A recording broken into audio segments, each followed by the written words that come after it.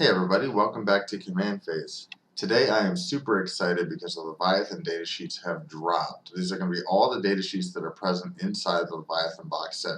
So we're going to go through all of them today, and I'm going to give my thoughts as well as trying to pull those thoughts into the overall impressions of the faction direction, both for Space Marines and for Tyranids, and how I think they're going to play on day one, and what kind of power level they have relative to one another. Without further ado, let's get started. So the first thing I want to go over is the faction ability for Space Marines. Space Marines get the Oath of Moment faction ability, which reads, if your army faction is Adeptus Astartes, at the start of your command phase, select one unit from your opponent's army. Until the start of your next command phase, each time a model from your army with this ability makes an attack that targets an enemy unit, you can reroll the hit roll and you can reroll the wound roll. This, as everyone's been talking about, is a huge rule that really allows you to pick key units that are either holding objectives or big centerpiece models from your opponent's army and just tear them down over the course of a turn.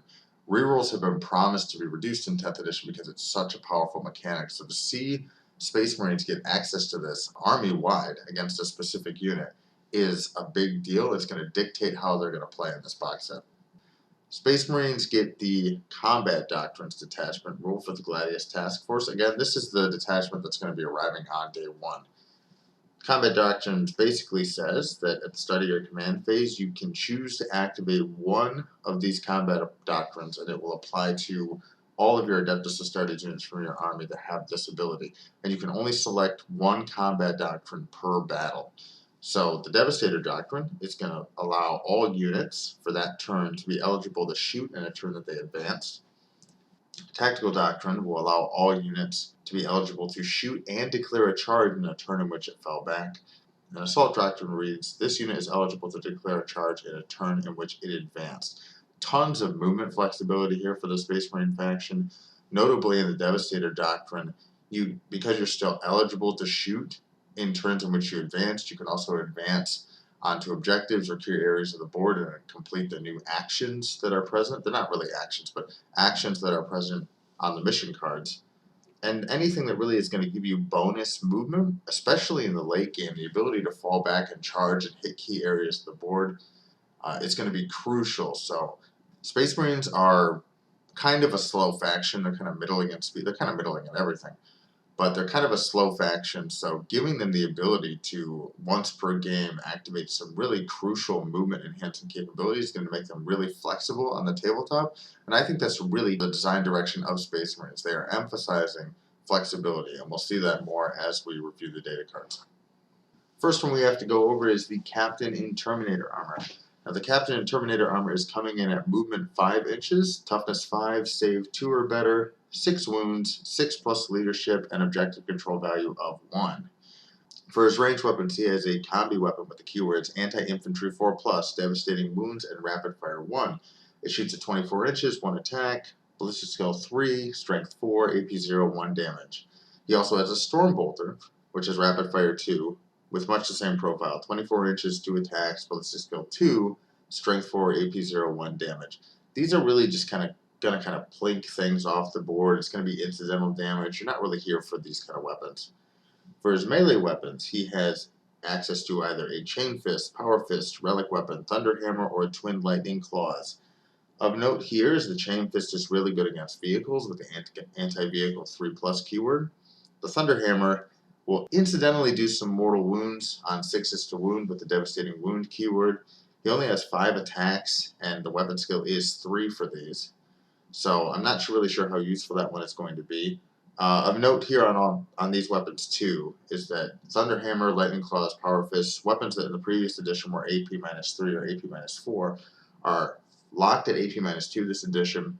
This is in keeping with GW's new trend of reducing AP and increasing survivability, but it is worth noting that these kind of special characters are really not going to have as much power to punch through armor as they did in previous edition. For his abilities, his core abilities, he has Deep Strike and the Leader keyword, so he can be slotted into squads. His faction ability, he has Oath of Moment, and his datasheet abilities, there's Rites of Battle. Once per battle round, one unit from your army with this ability can be targeted by a stratagem for 0 CP, even if another unit from your army has already been targeted by that stratagem this phase. And he also has the Imperium Sword. You can reroll charge rolls made for this model's unit. Both of these abilities are excellent. I'm surprised to see the ability to use a stratagem for 0 CP, even if you've already used it, on the Space Marine Captain. I thought that ability was so strong it might only be reserved for Guilliman, but this ability might mean that you might not take Guilliman as much. And also, this ability plays into that design theme of Space Marines, which is flexibility. Some of the Space Marine stratagems, like Fight on Death, are really powerful. It's unclear if you can use this rule to Overwatch twice, because Overwatch explicitly says in the stratagem that it will be limited to once per phase. That'll probably need to be FAQ'd on day one. I'm not really sure how that rules interaction is going to go, but Rites of Battle is going to be really powerful for this character. For his War Gear abilities, he has the Grenades keyword, and he has a Relic Shield, which ups his wounds to 7. And he has an Invulnerable Save of 4+. So this is a solid data sheet. Really good damage dealing capabilities, really good support abilities. It's going to be key to keep this guy alive, because you're going to want to take advantage of the fact that he makes stratagems free. But again, because he's a leader and he's probably going to be embedded in the Terminator Squad, he's going to be really difficult to shift. So I think it's a really good data sheet. Moving on, we have the Librarian in Terminator armor. He's movement 5, toughness 5, 2-up save, 5 wounds, 6+ leadership, and OC 1. For his ranged weapons, he has the Convi weapon and the Stormbolter, just like before. It's not worth talking about too much. He also has Smite, which is a psychic attack at 24 inches, attacks D6, ballistic skill 3, strength 5, AP 1, D3 damage. And he can focus that for, again, D6 attacks, ballistic skill 3, strength 6, AP 2, and D3 damage. AP minus 2 is possibly worth the risk of overcharging depending on the target you're using it against. Also, these are ranged weapons, so you can't shoot them in combat like you could use psychic attacks in combat in previous editions. So it's interesting. You can tie this guy up and stop his smite from going off. For melee weapons, he comes in with a force weapon, which is a psychic weapon with 4 attacks, weapon skill 3, strength 6, AP 1, D3 damage. Not really too much to write home about here. It's a decent profile, strength 6 is high enough. D3 damage is variable, so sometimes it'll really fail. Not going to be too useful against the stuff in the Tyranid box, because most of the troops are just going to be 1 wound. But so I don't think you're using this guy for combat. What are you using him for? Well, he has the Deep Strike and Leader keywords and Oath of Moment, just like everybody else. For his abilities, while this model is leading a unit, models in that unit have the Feel No Pain 4+ ability against psychic attacks. That's pretty good. And Veil of Time, while this model is leading a unit, weapons equipped by models in that unit have the Sustained Hits 1 ability. Okay, so that's excellent. This guy is really going to increase the offensive output of whatever squad he's leading. Notably, he doesn't get these abilities if he's not leading a unit. So if he's by himself, he doesn't give himself Sustained Hits 1 or Feel No Pain anymore. Both the Captain and the Librarian can be slotted into Terminator Squads only, and there's only one Terminator Squad in the Leviathan box set, so it'll be curious what people decide to put where. I think probably possible to protect the Captain reasonably well and just keep him in the backfield and reserves to generate your stratagems for free. This guy, his abilities just offer so much offensive utility to whoever he's leading that you probably put this guy in the Terminators. He does have an invulnerable save of 4+, as well as we would expect from a character. Next up, we have the Infernus Squad at movement 6, toughness 4, 3-up save, 2 wounds, 6-up leadership, and 1 objective control. These guys have a bolt pistol, which is 12-inch range, 1 attack, BS 3+, strength 4, AP 0-1 damage. We're not really here for that. We're really here for the Pyre Blaster. This is a flamer that ignores cover, or I should say torrent weapon that also ignores cover. It's got a range of 12 inches, D6 attacks, it auto hits, it's strength 5 notably, so it's almost a heavy flamer, AP 0-1 damage. This flamer also has the ability Purge the Foe. In your shooting phase, after this unit has shot, you can select 1 enemy infantry unit hit by 1 or more of those attacks made with a Pyre Blaster. That enemy unit must take a Battle Shock test. This is a really big deal. Like I've talked about Overwatch in previous videos. These guys are going to sit in the center of the table. They're going to basically blast anything that comes too close to them and force Battle Shock on those things. Battle Shock's huge in the edition. You turn off the ability for your opponent to target those units with stratagems. You turn off their objective control value. And if they want to leave combat, you're going to make them take some casualties as well. So because these guys can split their fire too, you can march them up the table. And as long as they hit, which they're always going to hit, then the enemy unit has to take battle shocks. But you can march up on your turn, target a couple different squads, force battle shock, and if those things want to move on your turn or charge you to try to get you off the table, you're going to overwatch them again and force that battle shock test again. Not only is this unit just really extremely good in this box set where the Tyranid army mostly has a lot of really small, one wound, low save models, but they're just going to be extremely powerful in this edition as well. Games Workshop continues their trend of basically printing money by making you take these guys because they're so dang good. These guys are just going to see play all over the place in the new edition. Next up is the Sternguard Veterans Squad. I'm really excited to see what these guys are like because they were pretty much useless in 9th. They're coming in at movement 6 inches, toughness 4, 3 up save, 2 wounds, 6 up leadership, and OC 1. For their ranged weapons, they have a combi weapon, which has anti-infantry 4 up, devastating wounds, rapid fire 1, 24-inch range with 1 attack, ballistic skill 4, notably, strength 4, AP 0, 1 damage.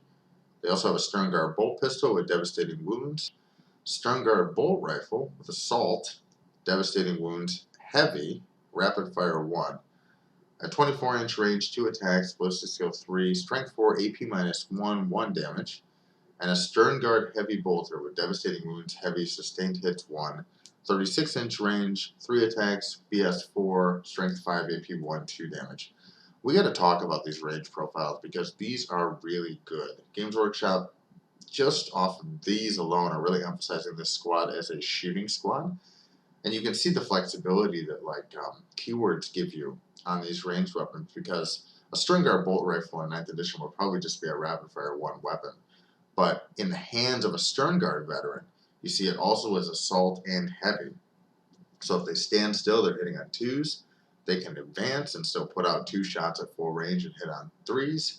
And if they're within 12 inches, they're going to hit with 3 attacks, or they're going to shoot 3 attacks instead of just the regular 2. Devastating wounds means that, any 6s to wound are going to deal a mortal wound. And these bolt weapons are notably AP minus 1. Now you can on this data sheet, I didn't show the back of it, but you can swap those bolt rifles for combi weapons, which have anti-infantry 4+. But they also still have devastating wounds. They hit on 4s, and most of the stuff you're going to be shooting against with this are going to be toughness 4, toughness 3. So you're probably going to take the bolt rifles no matter what, just for the extra shots and the increased ability to hit. Heavy bolters are great in this edition. I just think these things are going to be seen all over the place. They're basically dedicated anti-heavy infantry duty, and they're going to do that job pretty well. In melee, we actually have a respectable 4 attacks, weapon skill 3 up, strength 4, AP 0, 1 damage. So if you charge them, you probably still are going to get hurt a little bit for doing so, just through volume of attacks alone. For abilities, they have Oath of Moment, just like all of the Space Marines. Bolter Drill, once per battle in your shooting phase after this unit has shot, if 1 or more enemy units were destroyed as a result of these attacks, this unit can shoot again. Okay, so that's really good. It's only once per battle, but you can imagine that you can pick a key target that needs to die here. You can put Oath of Moment on it. Get this squad with its devastating wounds and sustained hits, rerolls to hit and rerolls to wound. And you can even reroll everything, not just the dice that are successful. So I could, have a squad in rapid fire range. I could have a squad in rapid fire range with 3 attacks. There's 5 of these guys. I fire 15 shots. I get 3 6s. I pick up the rest of the dice, even though there's some hits in there, and I roll them again, fishing for exploding 6s. And then I do the same thing with devastating wounds, trying to get more wounds to go through on the weapons that they have. And then if I destroy that unit, I'm basically going to pick all those dice up, target another unit, and then shoot again. This is a level of anti-infantry shooting for Space Marines that we really haven't seen before. As an Eldar player, these guys terrify me. I mean, anything that they shoot at, they're just going to kill. So, very, very strong squad. I'm excited to see what Tyranids are going to have to stand up to this stuff because the Space Marine stuff is looking nasty. Up next, we have the Ballistus Dreadnought, everyone's favorite chunky boy. Coming in at movement 8 inches, toughness 10, 2 up save, 12 wounds, leadership 6+, and OC 4. For his weapons, he has a ballistic missile launcher that can be fired either at the frag or crack profile. Range 48 inches. With frag, it's 2d6 attacks. It's probably going to be +1 or +2 because of blast. Ballistic skill 3 up, strength 5, AP 0, 1 damage. That's a respectable profile. It's going to hit and wound on 3s. For the crack profile, it's 2 attacks, Ballistus skill 3, strength 10, AP minus 2, D6 damage. So that's a pretty respectable profile against light vehicles and even monsters. I think the Screamer Killer in this is toughness 9, so he's going to be wounded that on 3s as well. He also comes with a Ballistus Las Cannon with 2 shots, Ballistus skill 3 up, strength 12, AP minus 3, and D6 plus 1 damage. And a Twin Storm Bolter with Rapid Fire 2, twin linked, 2 attacks, 24-inch range, Ballistic skill 3, strength 4, AP 0, 1 damage. This guy's got a lot of shooting firepower on his kit. For melee weapons, he has Armored Feet, 5 attacks, a weapon skill 3 up, strength 7, AP 0, 1 damage. Not going to kill a whole lot, but strength 7 is respectable, so you're going to be wounding a lot of infantry on 3s or 2s with that kind of profile. For core ability, he has Deadly Demise D3, so he does explode if he's killed. And Ballistic Strike. Each time this model makes a ranged attack that targets a unit that is not below half strength, you can reroll the hit roll. So kind of a mini Oath of Moment on this guy. It's going to mean that he converts that, what would previously be about a 67% chance to hit, to around an 89% chance to hit with rerolls. So he's going to hit with like 9 out of 10 of his shots. That's very strong, as long as you're targeting stuff that's not below half strength, which is probably going to be a lot of the bigger monsters that you're going to see from the Tyranids in this. I mean, he can use the frag launcher to clear some Termagants or Neurogaunts, but mostly I think what you're going to see this used for is sitting in the back and targeting that Screamer Killer or the Neurotyrant. I think it's Neurotyrant, or the really any other big bug and getting rerolls to hit against it with high damage, high AP weapons. If he's got 1 to 4 wounds remaining, he subtracts 1 from his hit roll. That's really not that prohibitive. He's got 12 wounds. Bracketing really isn't as impactful in this edition, so you can't really bracket this guy out of its effectiveness, especially when he's probably rerolling the hit roll. This Ballistus Dreadnought is an extremely powerful data sheet. I don't know the points values on this stuff. I don't even know the relative points values of the stuff in the Leviathan box set, but this thing is brutal. Again, I'm excited to see what Tyranids have that will answer this. Next up is the Terminator Squad. They have movement 5, toughness 5, 2 up save, 3 wounds, 6 up leadership, and OC 1. They come with the assault cannon. Let me see what they have here. For every 5 models in the unit, you can either choose between the assault cannon, the cyclone missile launcher, or the heavy flamer. So let's go through them. The assault cannon, devastating wounds, range 24 inches, 6 attacks, ballistic skill 3 up, strength 6, AP 0, 1 damage. This is a respectable weapon. Devastating wounds on something with 6 attacks, especially if you have Oath of Moment and have the ability to re-roll those wound rolls to fish for wounds. You're probably going to get 2, possibly 3 mortal wounds out of the gun every time you shoot this weapon. I think this is a pretty good gun. Cyclone Missile Launcher, Frag, 36 inches, 2d6 attacks, Ballistic Skill 3, Strength 4, AP 0, 1 damage. Crack version is 2 attacks, 3s, Strength 9, AP minus 2, d6 damage. So that's also pretty respectable. Strength 9 is going to be good against monsters in this box. It's going to be decent at popping light transports like rhinos. But still only 2 shots. It's still only 1 model. And I think that, especially because you can have sustained hits from throwing the Librarian into this squad, you're probably going to want to go for volume and just use out the moment, fish for your rerolls to hit, fish for your rerolls to wound, to get your sustained hits and your extra more wounds off of your attacks. Heavy Flamer, ignores cover, torrent weapon, d6 attacks, it auto hits again. Strength 5, AP minus 1, 1 damage. I don't really think this one's worth taking. I think the auto cannon is really where it's at here. You have the Infernus Squads if you really need Flamer, Zone Denial, and the Terminator Squad can just put so many other shots down range. You're also not capitalizing on sustained hits 1 and with a weapon that automatically hits. The rest of the Terminators come with Storm Bolters that are rapid fire 2, 24-inch range, 2 attacks, hitting on 3s, strength 4, AP minus 0, and 1 damage. And these are, again, they're good guns, they're bolters. If you're in 12-inch range, you're going to be shooting 4 times with each one of these guys. It's a respectable amount of anti-infantry firepower, again, especially with the Oath of Moment rerolls and sustained hits coming out. For melee weapons, we have the Chain Fist at 3 attacks, weapon skill 4, strength 8, AP 2, 2 damage. Power Fists at 3 attacks, weapon skill 3, strength 8, AP minus 2, 2 damage. And Power Weapons at 4 attacks, weapon skill 3, strength 5, AP minus 2, 1 damage. So The Terminator Sergeant has a power weapon. Everybody else has a power fist. I don't really see too much of a reason to upgrade to a chain fist, at least not in this box set. It's a little disappointing that the Sergeant has to take a power weapon. But, I mean, it's a respectable profile. Strength 5 is good. AP Minus 2 is good. An extra attack is nice. But I'd almost rather have the power fist in this scenario. These are great anti-infantry, kind of anti-tank all-comers weapons. They're going to wound a lot of infantries on 3s or 2s. 2 damage is going to mean they're going to pop Marines.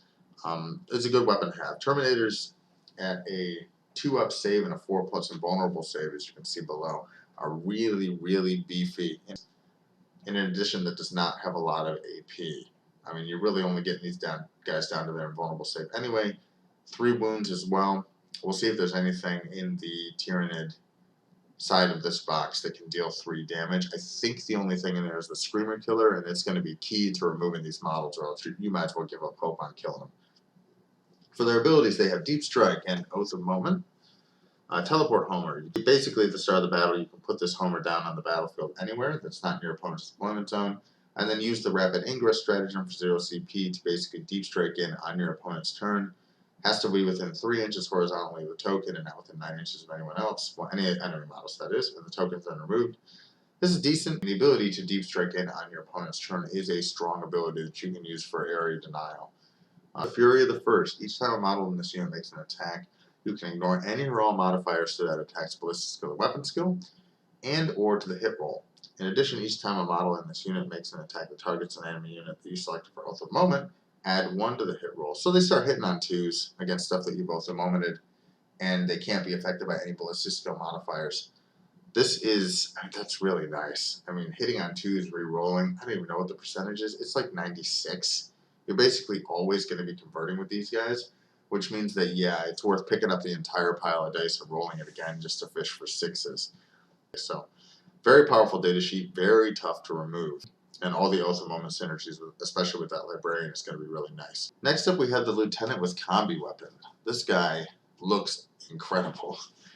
He's got a movement of 6, toughness 4, 3-up save, 4 wounds, leadership 6, and OC 1. For his ranged weapons, he has a combi weapon. And this is the same as the other ones that we've seen.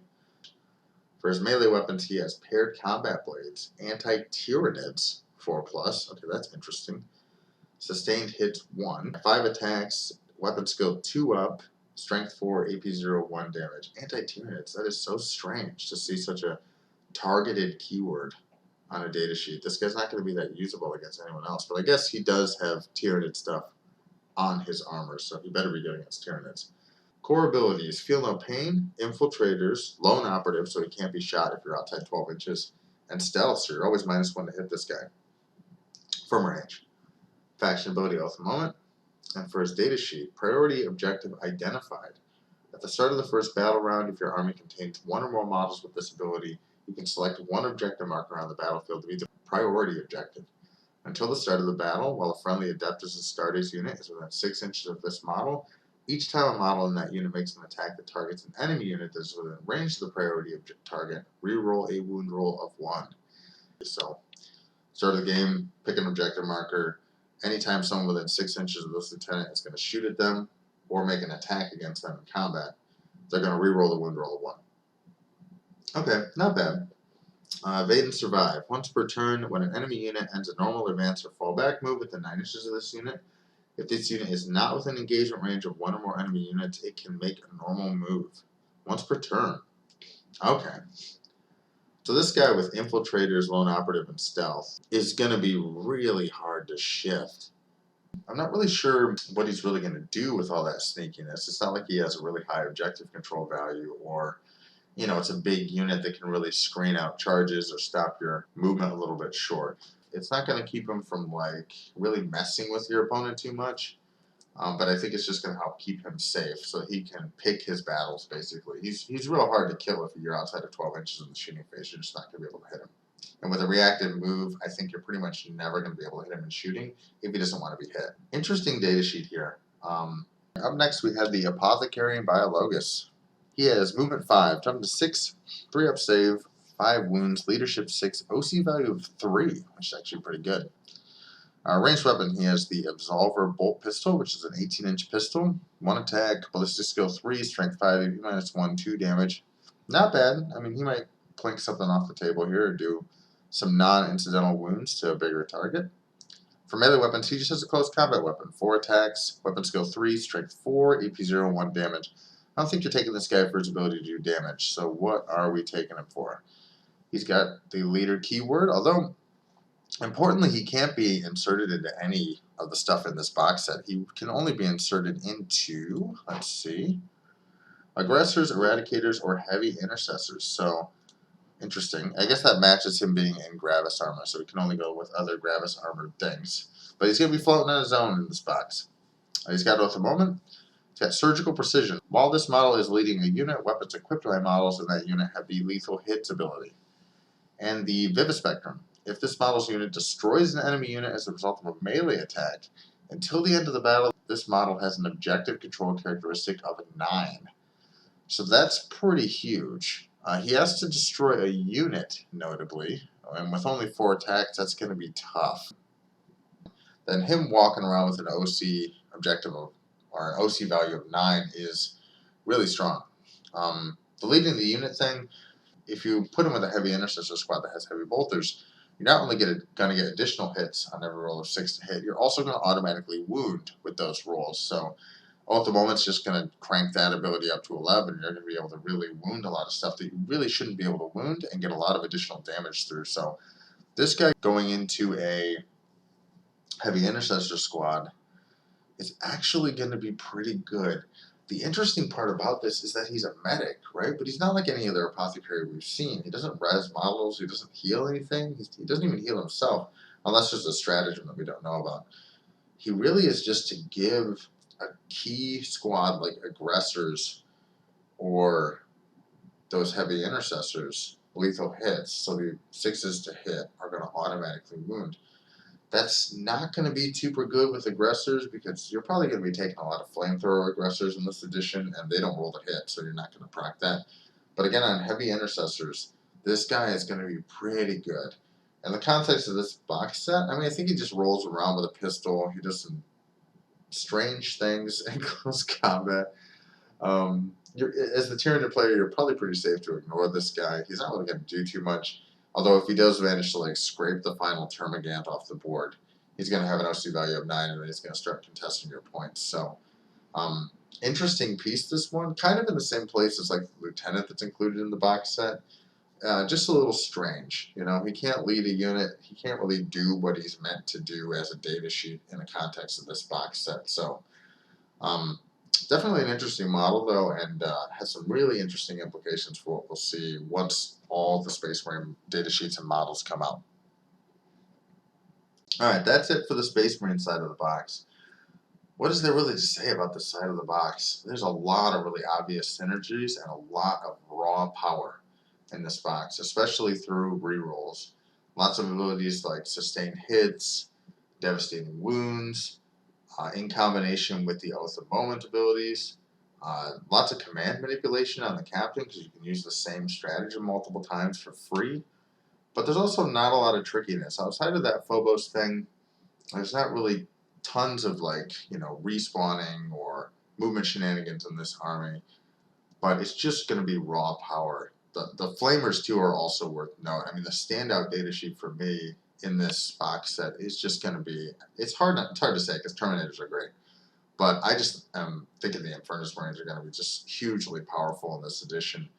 So I'm curious to see what the Tyranid side of the box is. I think this is a great set of synergistic data sheets that kind of showcases what the Space Marine playstyle is all about, which is flexibility through command point manipulation, flexibility through their detachment ability, which gives them some extra movement, and just tons of rerolls and ability to take down priority targets through the Oath of Moment ability. And I think it's a great faction identity for Space Marines to have. I'm worried it's a little bit too powerful because Oath of Moment is just such a strong ability. And of course, in a world where command points are now limited, you're only going to have 1 to 2 probably at any particular point in time. The ability to use multiple 2 CP stratagems for free, even if you've already used it, is going to be extremely good. I mean, those Terminators are going to be fighting on death. You charge those Infernus, they're going to be fighting you on death. It's going to be pretty nasty. I'm curious to see what Tyranids are going to bring to the table to counter the raw power of this half of the box set. So speaking of Tyranids, let's talk about them a little bit. Their faction ability, just to review, is Shadow and the Warp. If your army faction is Tyranids, once per battle in either player's command phase, if one or more units from your army with this ability are on the battlefield, you can unleash the Shadow and the Warp. When you do, each enemy unit on the battlefield must take a Battle Shock test.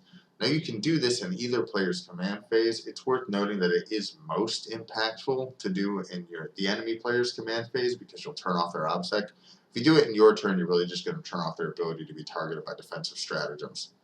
But if you do it on their turn, you're going to stop them from scoring OBSEC, you're going to stop them from using stratagems, and make it so that they fall back if they're going to take some damage. So this is a really good ability.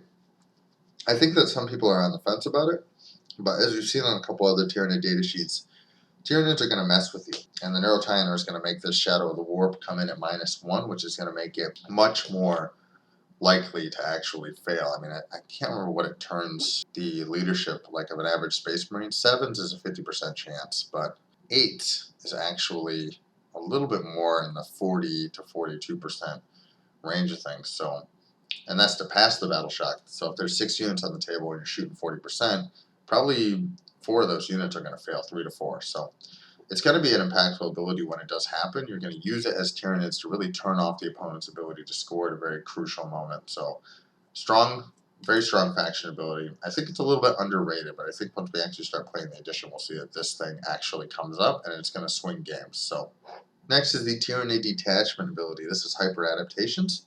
At the start of the first battle round, select one of the following hyper adaptations to be active for Tyranids units from your army until the end of the battle. First of these is Swarming Instincts. So basically, if you're attacking infantry or swarm units, that attack has the Sustained Hits 1 ability. So Exploding 6s on melee so long as you're targeting infantry or swarms.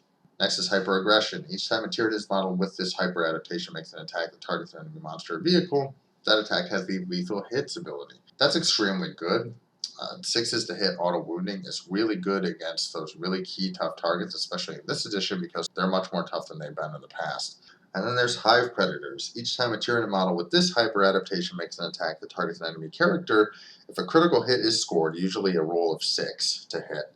This attack has the Precision ability, meaning that the attack can be allocated to the character after the wound roll is successful. That's an interesting one. I think in the context of this box set, the Tyranid player is basically just going to take Sustained Hits 1 and have all of his stuff do Exploding 6s to hit, just because there's really only one vehicle here. Although without this ability, I really don't know how you take that vehicle down, except for maybe the Screamer Killer or somebody else. So this is a good detachment ability. I think that on the face of it, it doesn't seem as powerful as at the moment.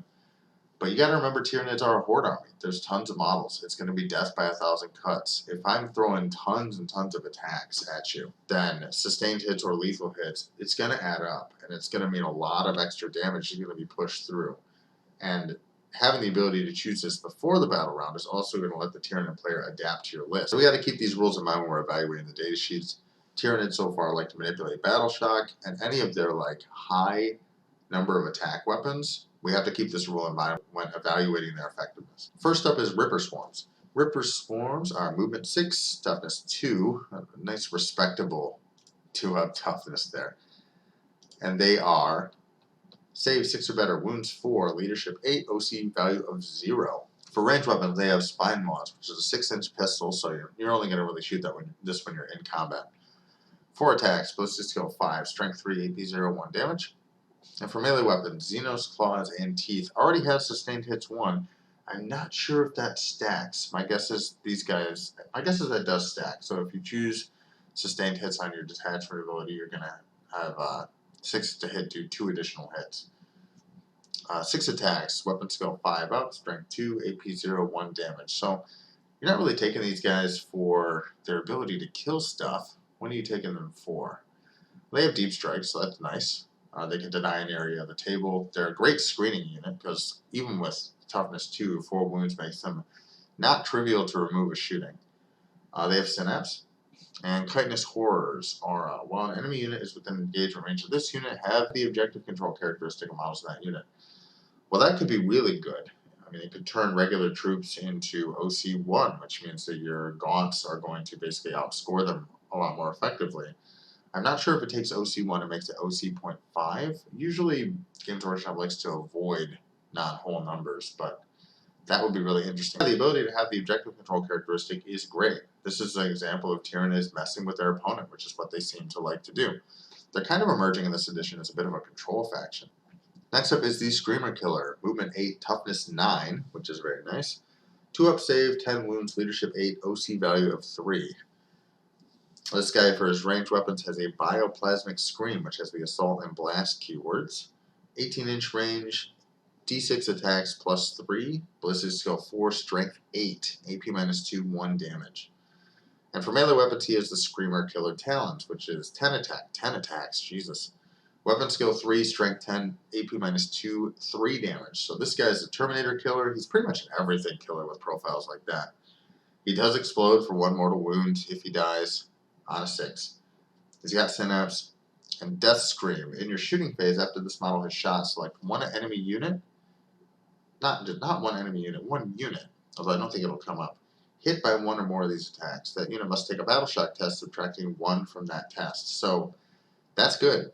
I mean, this guy is going to scream at stuff at 18-inch range, and he's going to force battle shock. So not only is the profile on that weapon respectable, I mean, he's going to wound a lot of infantry on 2s and cut through their armor with that kind of profile, but he's also going to force battle shock, turning off. Probably the key thing to turn off is the overwatch of those Infernus Marines. So he can probably shoot those, turn off their overwatch, hopefully. You can do Shadow of the Warp if it's a key turn when you need to get in. So that's going to be really nice to have. Again, continuing Tyranid's themes of messing with their opponent and controlling their ability to score the board. The only thing worth noting on this guy is that he's only got 10 wounds. He's got a 2-up save, but no invulnerable save. And toughness 9, which isn't toughness 11 or 12. It's a good toughness, but some of the heavy weapons are going to be able to wound it on 3s. It's hard to imagine a world in this box set where this guy doesn't get Oath of Momented down in a single turn as soon as he rears his head. Provided that you can't also swarm the rest of the enemy army in combat. So how you execute with this guy to be able to get in and kill what he needs to kill is going to be really important. If he just sits out in the open, or if you commit him too early without support or without trying to overwhelm your opponent, you're just going to, I think, just get removed from play. So this guy, while he's extremely powerful, is also pretty fragile. The Tyranid box set in general is probably going to have to play careful with these big monsters who don't have the leader keyword, because Oath of Moment is such a extremely effective tool for taking them down. Interesting data sheet here, really powerful data sheet, but how you use it is really going to be key against, especially the contents of this box set. Next up is the Psychophage, the other big bug in the box. He has Movement 8, Toughness 9, 3-up save, 10 wounds, Leadership 8, and OC 3.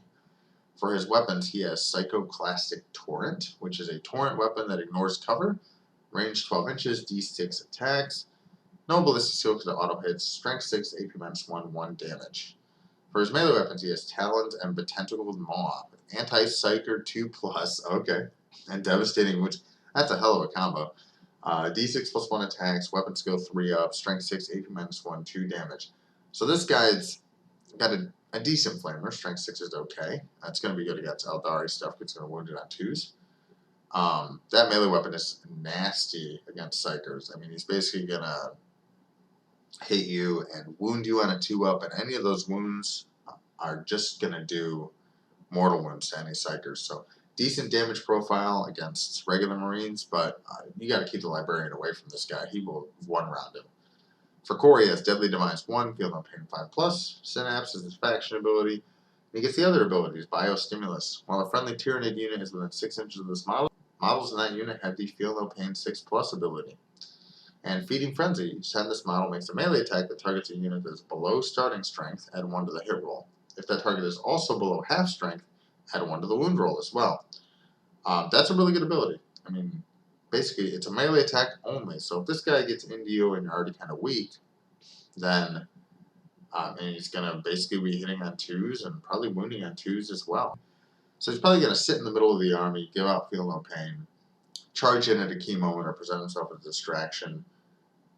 target low strength units, or I mean, if you can get his hands on that librarian is dead. Very interesting data sheet. Good support abilities and some interesting. Definitely very flavorful data sheet with this one. I'm curious to see what people will do with it. Next up is the Barbgaunts. 6-inch move, toughness 4. Interesting. 4 up save, 2 wounds, leadership 8, OC 1. Toughness 4 is interesting. I kind of expected him to be 3 because they're a gaunt unit. Ranged weapons, biocannon, blast and heavy, so they're hitting on 3s if they stand still. 24-inch range, D6 attacks, ballistic skill 4, strength 5, AP 0, damage 1. Melee weapons, Xenos claws and teeth. 1 attack, so laughable. Weapon skill 4, strength 4, AP 0, 1 damage. They have the Disruption Bombardment ability, and this is basically the only reason you take these guys.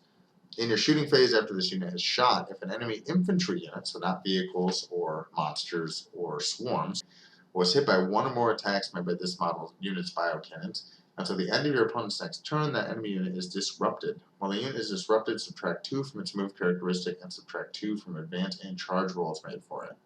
So that is huge. I mean, these guys can sit back at 24 inches. They can sit in cover, so their save goes up to 3. They have 2 wounds apiece. They're not going to be trivial to remove. And they can split their fire between like 2 or 3 different squads and subtract 2 from move and advance and charge rolls, which is really going to stop your opponent's ability to get in. It's strange against this box set because there's not a huge amount of like really strong melee in this box. I mean, the Terminator Squad is probably the strongest, but the Space Marine Army really, it seems to be geared towards mass firepower and holding the board in this set. So, but it is going to stop your opponent from potentially getting to you if they're far enough away, getting within rapid fire range, doing other tricks like that. I mean, it's going to slow most of these Marines down to a 3-inch move. So that's a really strong ability. I think anything that allows you to control your opponent's movement is very good.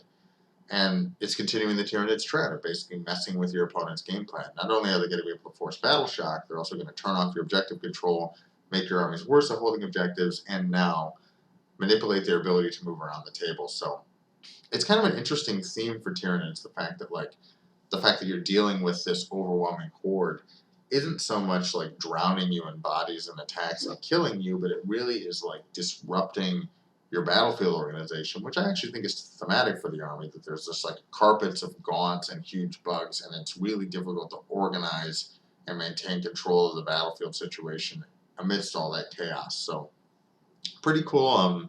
It's nice to see that Tyranid synergy coming into like a fully realized picture, because when it was all drip fed, it was like, well, that's not really that strong. But in concert with all of these different effects happening and being possibilities, it's actually they're revealing themselves to be quite the disruptive faction. So very cool. Next up is Termagants, not Gaunts, Gants.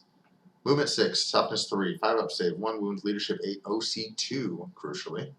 For their ranged weapons, they have an assault weapon called the Flesh Borer, 18-inch range, 1 attack, ballistic skill 4, strength 5, AP 0, 1 damage. And then Termagant Spine Fists. So notably, they come with the Flesh Borer by default. So strength 5 is nice to have. Assault is going to mean these guys can advance and retain their mobility, which is really nice. Termagant Spine Fists. These things are assault, pistol, twin link, so they're going to reroll the wound. 12-inch range, attacks 2, ballistic skill 4, strength 3, AP 0, 1 damage. Interesting profile. 12-inch range isn't that great, but even though you can reroll wounds, you're probably wounding on 5s, so it's not much better with a reroll than wounding on 3s. The interesting thing here is pistol and it's 2 shots, so I guess if you were planning on having these guys get engaged without just dying to whatever is fighting them, then they can shoot in the shooting phase and possibly do some decent amount of damage in melee. They can also take the Termagant Devourer, which is 2 attacks, ballistic skill 4, strength 4, AP 0, 1 damage. That's interesting. It's an interesting choice really between the Flesh Borer and the Devourer here. Hitting on 4s and wounding on 3s against a regular Marine, but hitting on 4s and wounding on 4s with double the attacks. It's probably better to take the Devourer, and it looks like anyone can take the Devourer. Any model can have that gun replaced. The Flesh Borer is nice because it's assault though, And they have a 6-inch move, but if they can advance and also shoot, that's pretty key for their mobility. So that's interesting. Definitely an interesting one. Huh, that choice is gonna be a little tough to make. For their abilities, they have Synapse, they have Skulking Horrors. Once per turn, when an enemy unit ends a normal, advance, or fallback move within 9 inches of this unit, if this unit is not within engagement range of one or more enemy units, it can make a normal move up to D6 inches. So some key ability to reposition here. This is going to be good not only for screening out, right, because you can sit these guys right up, lay them out in a line, stop your opponent from advancing to a certain point on the board, and then just retreat D6 inches where they might not be guaranteed the charge. Or if they are moving towards you with the intent to charge you when you're on an objective, say you can be like within 3 inches of the objective but towards the front of the objective, well now you can roll D6, move D6 inches backwards, still be scoring the point but now be further away for any charge roll that might come your way. So that kind of flexibility is going to be nice. I think it's going to actually like catch a lot of people off guard. When you're going to shoot these guys, you're going to want to not move within 9 inches of them. Like if you want rapid fire range, just move it in 12 and host these guys down. If you move within 9, you might be a little bit surprised as they move behind building for cover or they move outside your rapid fire range. So bonus movement's good. Out of activation movement is good. So it's going to be key to how they play. I think repositioning and trying to take over objective control with these kind of models is going to be really how this box set wins games. Let's see. I'm looking through the objective control value of the Space Marines. Yeah, there is nothing in here with OC2. There's some single models with OC4 and 3, so looking like the dynamic of this box set is the Termagants are going to try to win on scoring, but based on what I'm seeing off of their raw power, they're not going to win by killing. They're not going to kill the Space Marine box. You're going to win by strategically trading your models, turning off effects that the Space Marine player has, and trying to limit or do damage control to stop the Space Marine player from hurting you. And just outscoring them, even though you might end the game with no models on the table. So interesting. Some people might not like that. You know, they might buy this box set and expect their half of the box set to like really do damage. But it doesn't really look like that's what's going to happen here. It's looking like this is more of a manipulation outscoring, win on primary kind of box set, and not so much a I kill you off the table. That's the Space Marine half. Next up is the Neurotyrant with movement 6 inches, toughness 8, 4 up save, 9 wounds, leadership 7, and OC value of 3. For his ranged weapons, he has Psychic Scream, which ignores cover, is a psychic weapon, and is also a flamethrower at 18-inch range with 2d6 attacks. Okay. So this guy can sit on the side of the table and deny ground. I mean, strength 5, AP -1, 2 damage flamer. Wow, okay. Yeah, you can park this guy on the center of the table. He does have the leader keyword. And the leader keyword is going to mean that he is going to be able to go into Neurogaunts or Tyrant Guard. So he's going to be accompanied by those Neurogaunts. So he's not really going to be able to really even be killed either. So you can sit this guy with the Neurogaunts in the middle of the table, enhance your synapse range, and then just flamer people as they approach you with a 2 damage flamer with 2d6 shots. That's really good. Neurotyrant Claws and Lashes, range melee, attack 6, weapon skill 3, strength 5, AP 0, 1 damage. Core abilities leader, again he can slot it with Neurogaunts. He has Synapse and Shadow in the Warp. Node Lash, while this model is leading a unit, each time a model in that unit makes an attack, add 1 to the hit roll. If the target's Battle Shocked, add 1 to the wound roll as well. So really key synergy with Battle Shock. You can really only do this with Neurogaunts, which are not extremely deadly models, I don't think. But adding 1 to hit and adding 1 to wound can, change hitting on 4s to hitting on 3s and wounding on 4s, or wounding on 5s to wounding on 4s. So that might actually turn the Neurogaunts into a decent close combat unit. We'll see later. I'm not really sure what their profile is. Synaptic Relays, Psychic Terror. If 1 or more Neurotyrants from your army are on the battlefield when you unleash the Shadow in the Warp, subtract 1 from the Battle Shock test of each enemy unit on the battlefield must take its result. So yeah, that's the ability right there. In your command phase, you can select up to 2 friendly Tyranid units within 12 inches of this model's unit. Until the start of your next command phase, the selected units are always considered to be within synapse range for your army. That's great. It's gonna really, you're gonna use this on the Termagants because you want them to spread out and take control of ground, and the objectives are probably going to be spread around the board. But if they start within 12 inches of this guy, then they're going to be within synapse range. They're not really going to fail battle shock. It's really hard to fail battle shock on 3d6, and you can still keep them having good leadership, even though they can be off on the table doing their own thing, scoring you points. This thing is a 4-up invulnerable save, so decently hard to remove. I mean, he's really protected by the Neurogaunts models here. I think that this guy's great. I think that Flamer is incredible. I think he's going to roast a lot of Marines on the approach just because 18-inch Torrent, if it's in this edition, it's going to be huge. 2 damage on that Flamer as well means that he's going to, any basic Marines that he shoots, he's going to deal some damage. So, yeah, this data sheet is great. It's really key to your strategies, I think, here. This is the guy to keep alive just because between the Psychic Terror Shadow and the Warp Shenanigans and the Psychic Scream, this guy is actually a pretty nice utility piece that's going to sit in the center of the board and kind of control the outcome of the game. Very thematic, too, because he's kind of the brain of the whole operation, right? Moving on, we have Von Ryan's Leapers. 10-inch move, very fast. Toughness 5, save 4 up, 3 wounds. Leadership 8, 1, objective control. These guys have the Leapers talents. 6 attacks a model, which is very high for for something that can be taken in a squad. Weapon skill 3, strength 5, AP -1, 1 damage. Core fights first. Oh, okay. Yeah, fight, that's incredible. Infiltrators and stealth, so always -1 to be hit when you're shooting at them.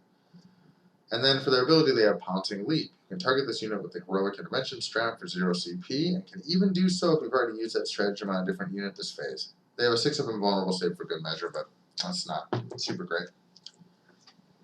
So, nice thing about these, I think 3 come in the box set. Looks like they can be taken in a squad size of 3 to 6.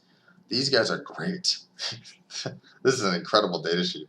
It might not look like it, although I think, you know, this core fights first ability right here is insane. Infiltrators is going to mean they're going to start up the table, although probably not super advisable to do that. And stealth is going to mean that they're not super easy at 3 wounds a pop, probably in cover at a 3-up save to remove with shooting. Incidental small arms fire is not going to be doing too much, especially because they're toughness 5. 6 attacks. Again, we got to think about the Tyranid army ability here. Sustained hits or lethal hits on a model with 6 attacks is really good. Weapon skill 3, strength 5. They do have AP -1, so that's pretty good too. And 1 damage. But really the ability is fights first and the ability to heroically intervene. So you can, you know, a lot of times when I've played games in 9th edition, there are objective markers that are within like 3 to 4 inches of ruins. Not within scoring range, but within range so you can hide a unit in there and it can't really be seen or targeted by range. And these guys can do that. They can sit in there, your opponent runs up to contest the objective. Maybe you even draw your Termagants back so that if they make the charge, they're going to get heroically intervened by these guys. And then you use the heroic intervention strategy to leap out of the bushes. And then because you have fights first, and the fight phase starts with your activation first as the defending player, I mean, you're going to fight. And you're probably going to kill stuff. I mean, even with 3 models, 18 attacks at strength 5 with 1 AP, you're going to kill stuff. These guys are going to be, wow. It's really hard not to see these guys as a key unit the Tyranids will use to hold the center of the table. There's a lot of cover in 40k you can hide these guys behind, and this really fits the idea of ambush tactics where you think that you're charging some Termagants, and really these guys leap out of the bushes and just tear your unit to pieces. So that's really strong. I was saying in the previous video, anything with fights first as an all-game effect is going to be hugely impactful in this edition. You're going to think twice before charging anything that's even close to these guys. So, yeah, very, very, very strong data sheet. Probably the strongest, not in terms of the box set, right? Because I think the Neurotyrant is up there for the box set, and you're probably going to see one in every Tyranid army. But you're going to see a lot of these in Tyranid armies too. Up next is Neurogaunts. Movement 6 inches, toughness 3, save 6 up, 1 wound, leadership 8, OC value of 1. They have 1 attack and weapon skill 4, strength 3, AP 0, 1 damage. So it's like we thought. There's 10 of these guys. They have 10 attacks. You might be able to get them to hit on 3s and wound on 4s. These guys aren't really contributing too much.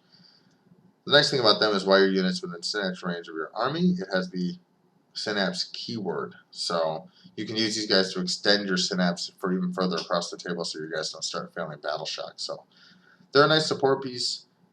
They better be dirt cheap.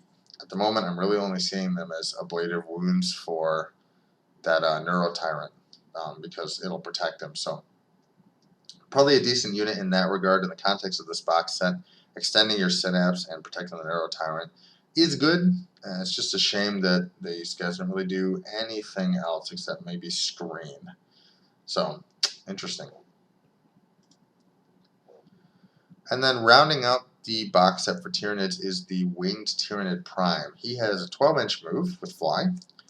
Toughness 5, save 4 up, 6 wounds, leadership 7, and OC 1. For his melee weapons, he has Prime Talons, 6 attacks, weapon skill 2, strength 6, AP -1, 2 damage. So he's going to be a decent killer of Core Marines. He's got Deep Strike, he's got Leader. Importantly, he can be slotted in with Gargoyles, Tyranid Warriors, or Tyranid Warriors with ranged bioweapons. That's interesting. 2 data sheets there. So this guy's going to be on his own in the box set. He's going to be by himself.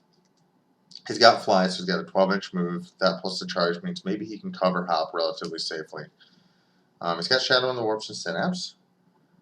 And he has Alpha Warrior. While this model is leading a unit, weapons equipped by that model in the unit have sustained hits 1. Well, he's not doing that in this box set. He's not leading any units today. Then Deathblow. If this model is destroyed, if it hasn't fought this phase on a D6, roll. I'll read that again. If a model is destroyed by a melee attack, if it has not fought this phase, roll 1d6 on a 4-up. Do not remove this model from play. The destroyed model can fight after the attacking model's unit has finished making its attacks and is then removed from play. So, 4+ fight on death, not bad. I mean, he's got a decent enough profile. He'll probably take a couple guys with him if that goes off. This guy is interesting. In the context of the box set, he's decent. He represents a threat, but he's not the Screamer Killer. He's not the Neurotyrant. I would say he's not even really the, Psychophage in melee. He's a little bit better than the Psychophage in melee, it looks like. But the Psychophage is more of a buff piece that's got more support abilities. And so this guy, you're probably going to keep him alive until like the middle or late game when he can go off on his own and start sniping squads that are by themselves. If he gets Overwatched, though, it's going to be tough. This guy does not have an invulnerable save. He's only got a save of 4+. So, interesting here. I think he'll be stronger. Not in the context of this box set. Once you can start slapping him with Gargoyles or Tyranid Warriors, maybe this guy sees more play. But, yeah, interesting data sheet. Middling power. I think that I'm curious. This makes me even more curious to see what the Hive Tyrant sheet and the Tyranid Codex is actually going to be like. And with that, let's wrap up some closing thoughts on the Tyranid side of this box set. They are not as, on the face of it, powerful as the Space Marine side. The Space Marine side has lots of shooting, lots of rerolls to hit, lots of rerolls to wound, lots of exploding 6s. There's some mortal wounds on a lot of their ranged weapons. They have the ability to target themselves with stratagems, again, for free. They can shoot at stuff if they've already killed it. There is nothing in this box set with the kind of lethality of that, like, Dreadnought in the Space Marine side of things. So this is not the raw power side of this box set. If you pick up this side of the box set on day 1, do not think you're going to table the Space Marine player. I don't think it's going to happen. This army is tactical. It is going to win by making smart decisions. It's going to win by positioning its models intelligently on the table.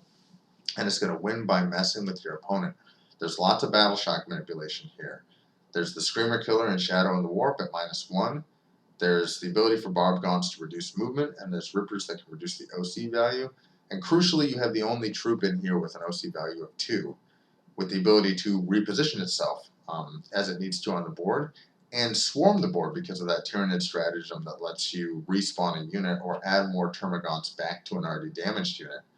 So you're going to win by controlling the battlefield here. You're going to win by controlling the battlefield and reducing your opponent's battle shock and ability to hold territory on the board.